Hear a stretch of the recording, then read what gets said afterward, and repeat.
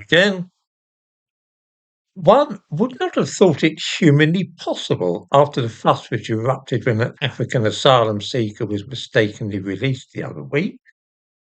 Prison service would repeat the exercise by setting free another African sex pest 5 days later. And yet, so it has proved. I'm not really laughing. I realise there is nothing in the slightest degree amusing about this, but it is such a bizarre situation that really all we can do is laugh. After Ethiopian Hudesh Kabatu walked free from Chelmsford prison, there was an absolute uproar, and the Justice Secretary and Lord Chancellor, the ghastly David Lammy, swore uphill and down dale that nothing of the sort would ever happen again. There would be enhanced checks, everything was ferociously tightened up, and there could never be any question of this being allowed to happen in the future. Last Wednesday, though, 5 days after Khudesh Kabutu was freed in error, a 24-year-old Algerian sex offender was released by mistake from Wandsworth Prison in London.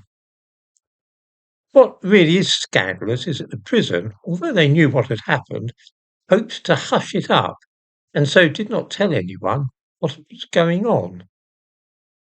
The Daily Telegraph got wind of it, though, and as soon as the staff at Wandsworth realised the game was up, only then did they ring the police yesterday and notify them of the matter.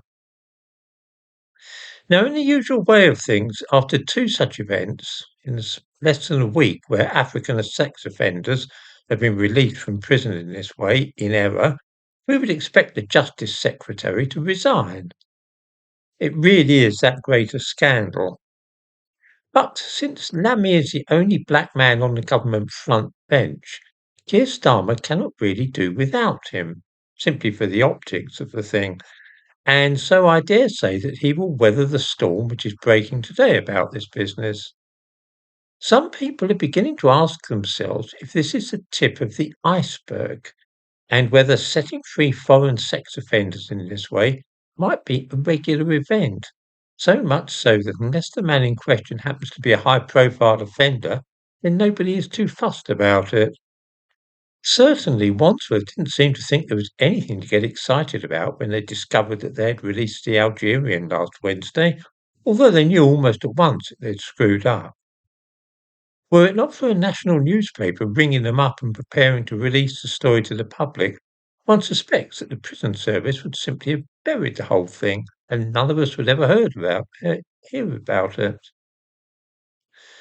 Actually, David Lammy may yet be forced to resign because there are murmurs about that he may have deliberately misled Parliament, a cardinal sin for any MP, but 10 times worse for a government minister.